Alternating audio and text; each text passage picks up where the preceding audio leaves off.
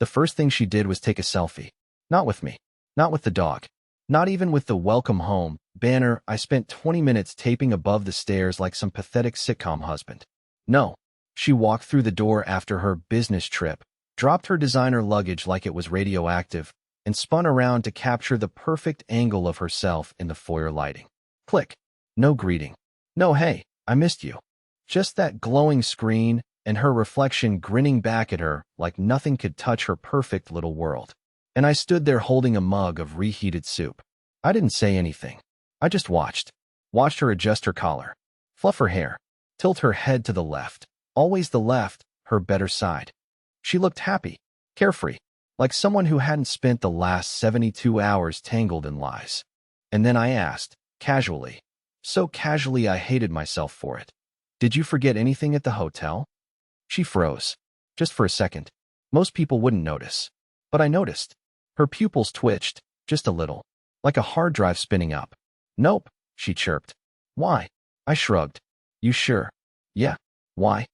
This time I didn't answer. I just turned, walked over to the kitchen counter, and picked up a small, smooth object. Her wedding ring. She hadn't worn it in any of the photos I'd seen. Not the ones she posted. Not the ones I found later, hidden in the metadata of a shared album I was never supposed to access. I set the ring on the table, carefully, like it was a grenade. Then I hit play. The living room speaker, our smart speaker, the one I used to cue up jazz on rainy Sundays, crackled to life. And her voice came through. But it wasn't this version of her. Not the composed one still holding her phone, trying not to blink too fast. It was her voice from 3 nights ago. Moaning, laughing, whispering something no wife should ever say to someone who wasn't her husband. She stared at the speaker like it had just grown teeth. Then I watched it happen, the slow collapse of her expression, the glitch in her performance, the panic bleeding through the mask. It took 5 seconds, and I didn't blink once. She didn't say anything at first. Her eyes darted toward the speaker like she could silence it with sheer panic. Her phone, still in her hand, trembled slightly, though she tried to pretend it didn't. I stood still, arms folded, leaning against the kitchen counter like I was watching a stage play. And in a way I was. Only, this wasn't fiction. This wasn't some melodramatic Netflix drama. This was my life falling apart in high-definition surround sound. You seriously went through my stuff, she finally snapped, reaching for the speaker like that would somehow undo what she'd just heard. Her voice cracked halfway through the sentence. I watched her carefully, cataloging every nervous tick. She was spiraling, and she knew it. No, I said, as calmly as I could manage, though my chest felt like a war drum. I didn't need to. The files were saved on the home server. She blinked. What server? Exactly. She forgot. Or maybe she never knew. Last year, I set up a backup sync system across all our shared smart devices. I work in repairs, not tech, but I'm not a complete idiot. I noticed our cloud storage was being maxed out with suspiciously large video files. Guess who forgot to unlink her hotel tablet from our shared drive? She tried to pivot. I was drunk. It didn't mean anything. That classic line. I didn't even flinch. Then came the tears. Not the kind I used to comfort in the early years. Not the ones that broke me during her dad's funeral. These were weaponized tears. Strategic. She tried to reach for my hand, but I stepped back. I didn't want her to touch me. I didn't want her fake apologies staining my skin. I messed up, okay? But we can fix this. We always fix things. She pleaded. Her voice was breaking now for real, and I'll admit, for one stupid second, I almost let it get to me. Until she said something that froze the air between us. Do you know how lonely I've been? That was her defense. Not that she made a mistake. Not that she regretted it. But that she had been lonely. I swear, in that moment, I didn't feel anger. I felt humiliation. I remembered all the nights I stayed up waiting for her text. The dinner reservations I canceled because she was busy networking. The thoughtful gifts I left in her suitcase. The video message I sent her 2 days ago that she never even opened. I had been loyal. I had been patient. I had been the damn foundation she stood on. And she threw it all away for someone whose name I didn't even know yet. But I would. Because this wasn't just about a betrayal. It was about uncovering how deep it went. And if she thought the speaker playback was the worst part, she had no idea what was coming next. I didn't sleep that night. She kept pacing the bedroom like a trapped animal, muttering to herself, trying to come up with explanations that might still save her from the fallout. I stayed on the couch, staring at the ceiling fan, listening to the blades slice through the air like a metronome ticking down the seconds to war. I didn't cry. I didn't yell. I didn't throw things. That would have made it easier for her if I exploded and gave her something to fight against. But I didn't. I stayed quiet, still, and that silence drove her insane. The next morning, I left before she woke up. Took the car, drove to the same sad gas station where I always grabbed my coffee before work. Only this time, I didn't go to work. I parked in the lot, pulled out my old laptop, and opened the folder I'd saved the footage in. Not just one video. Not two. 6.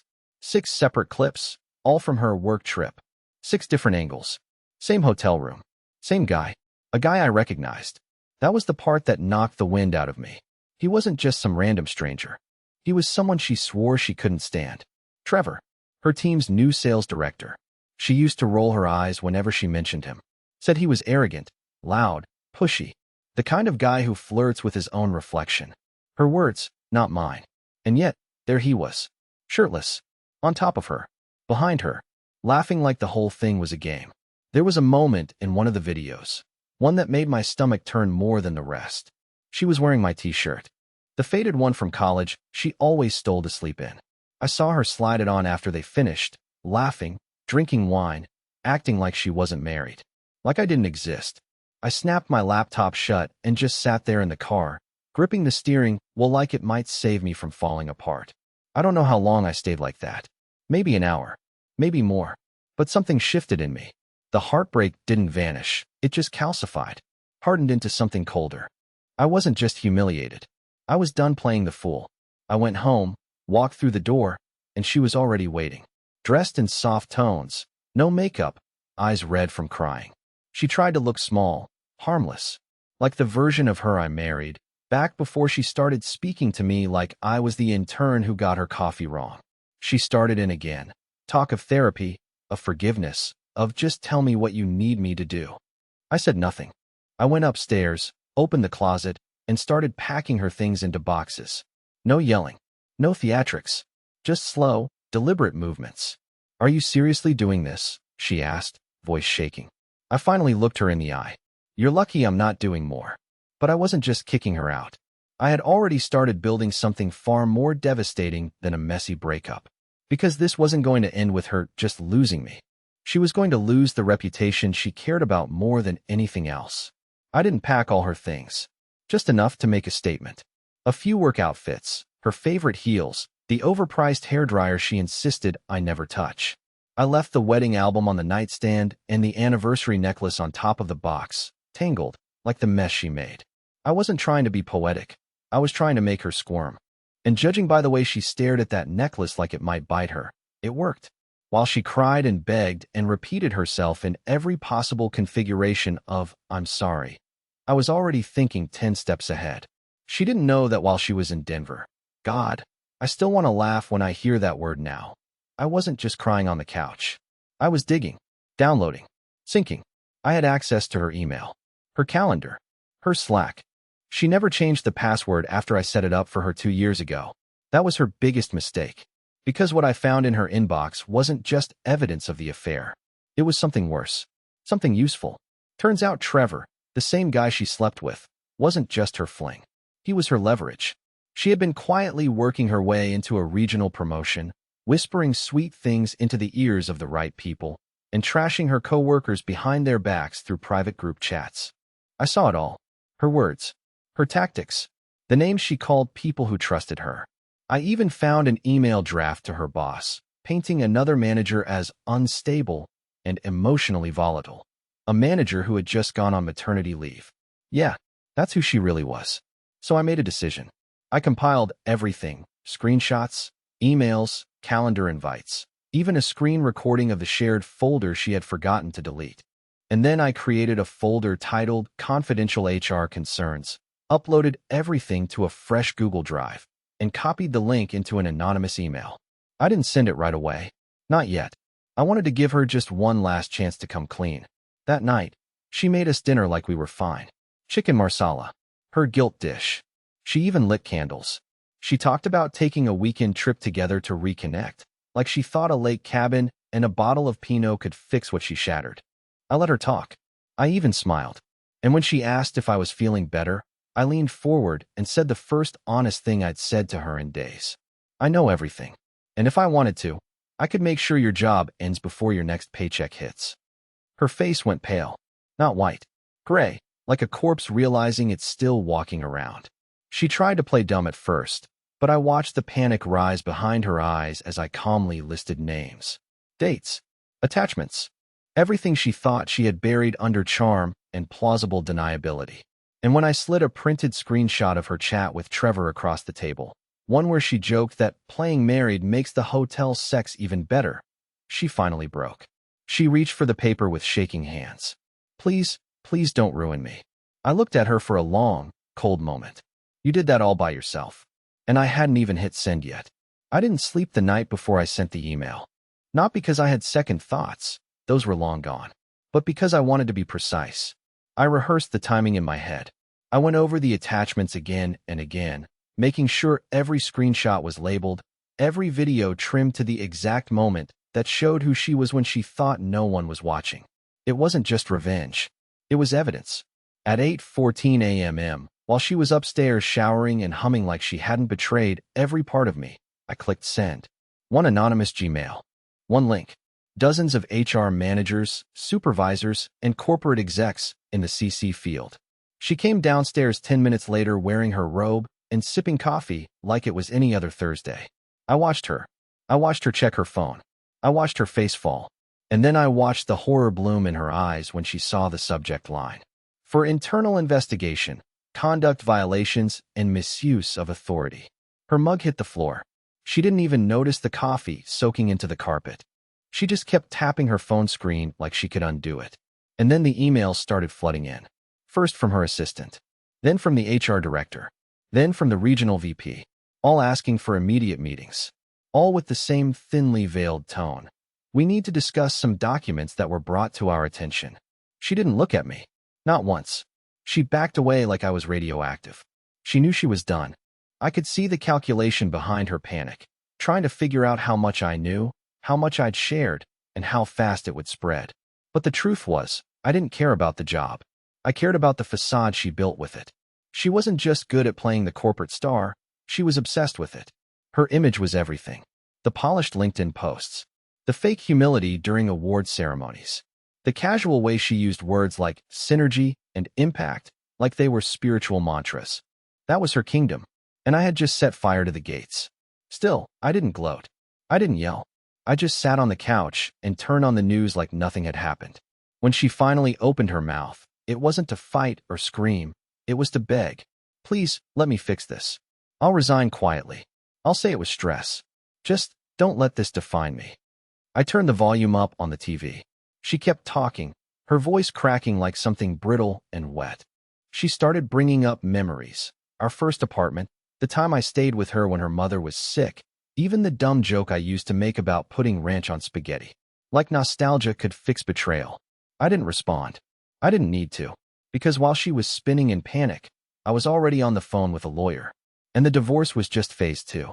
By the time I got to the lawyer's office, I wasn't shaking anymore. Something had shifted inside me. I was still heartbroken, still humiliated, but the chaos was gone. I felt like a man who'd finally stepped out of a burning house, smoke still on my clothes, maybe, but finally breathing clean air. The lawyer, Ms. Riggs, was a quiet woman with eyes that didn't blink much. She listened as I laid it all out. The affair, the videos, the messages, the workplace manipulation, and her attempt to guilt me into silence after I caught her. I told her I wasn't just looking for a clean break. I wanted everything I was owed, down to the last toothbrush. Ms. Riggs smiled just slightly and said, "We'll make her wish she'd been honest." The thing is, Maureen had always been smart about one thing: keeping our finances separate. She never wanted a joint account, never wanted me to touch her credit cards. At the time, she made it seem like empowerment, like she was protecting herself. I see it now for what it was, a long con. A setup for the day she decided I was disposable. But she messed up, because in her arrogance, she left a paper trail even she didn't know about. See, 2 years ago, She convinced me to refinance the house under both our names so she could free up some cash for investments. I did it because I loved her. But after the lawyer pulled the records, we discovered something interesting. Maureen had been using our home equity to finance her little image-obsessed lifestyle. Designer bags, personal brand consultants, business class flights that weren't exactly sanctioned by her employer. All of it traceable. All of it shared debt. And suddenly, she wasn't just cheating. She was bleeding me dry. So we filed the divorce paperwork under fault-based grounds. Adultery and marital misconduct. We froze all shared assets, locked the accounts, froze the credit cards, filed a formal notice to her company's ethics committee with time-stamped files to back it up. We weren't just ending a marriage. We were building a case. A real one. And she knew it. Back at home, she had already started trying to get ahead of it. I came back that evening to find the bedroom mirror gone. Her makeup drawer empty. Her half of the closet gutted. She left a note, folded neatly on my pillow. It said, "I didn't know how to tell the truth, so I made myself believe the lie. I'm sorry. I'm so sorry." I didn't even read it twice. I just sat on the edge of the bed and let the quiet take over. She thought disappearing would stop the damage. But I wasn't finished. Because while she was hiding out, hoping this would blow over, I was still in control of the last thing she thought she could keep. Her public image. And I knew exactly how to dismantle it. Piece by carefully chosen piece. I didn't have to shout her name from rooftops. I didn't need to post revenge videos or leak her photos to burn her down. That's not how this works. See, Maureen was the kind of person who built her life like a glass sculpture. Impressive from a distance, fragile as hell up close. Her career thrived on perception. She sold the image of being empowering, driven, morally unshakable. The woman who brought cupcakes to the office and nailed the quarterly forecast. Her brand was virtue. So I didn't attack her. I just let people see who she really was. The first thing I did was publish a detailed, anonymous post on a professional forum her colleagues followed religiously. Nothing defamatory, nothing cruel. Just a calm, step-by-step story about workplace manipulation, favoritism, abuse of power, and a very real misuse of corporate funds. I included no names. No direct accusations. Just enough detail for people in her industry to connect the dots. Because they already had the emails. They had the Slack messages. And by now, they'd all received the videos in that confidential report I sent. I wasn't telling them anything new. I was confirming their suspicions. Within hours, it spread. Quietly. Like smoke through an air vent. I saw the engagement spike. I saw the reposts, the comments, the sideways glances online. People weren't tagging her. They didn't need to. They knew. The second wave hit harder. Someone inside her company, probably someone she'd thrown under the bus, leaked the internal investigation memo. It wasn't supposed to go public, but it did. And it painted her exactly how she deserved to be seen. Unethical, manipulative, and self-serving. Suddenly, her social media went dark. She turned off comments, hid her LinkedIn profile, even deleted the motivational quotes she used to post every Monday about accountability and integrity. The irony would have been funny if it wasn't so nauseating. But the best part? I didn't have to do any of that directly. I just made sure the right people had the right facts. And then I sat back and let her own words destroy her. Meanwhile, the divorce proceedings were already in motion. My lawyer had secured an aggressive settlement plan. Given her misconduct, I had leverage to fight for almost everything. The house, the savings, even the car she technically bought but had registered in both our names. She tried to negotiate, tried to call and talk like adults. But I didn't answer. I didn't want apologies. I wanted freedom. And watching her world unravel piece by piece, that was the closure I didn't know I needed. But I still wasn't done. Because there was one final move to make. One message she hadn't seen. One detail she missed in all her panic. And when she finally discovered it, everything she thought she still had left would collapse for good. The last move wasn't loud. It wasn't cruel. It was simple. 3 weeks after she'd left the house and the HR storm had scorched through her job like wildfire, I sent her one final envelope. No note. No warning. Just one printed photo inside. Me, standing on the porch with someone she never expected to see again. Darla, our neighbor. The one she used to roll her eyes at. The divorced yoga lady with too many cats. The one who, unlike Maureen, actually listened to me when I spoke.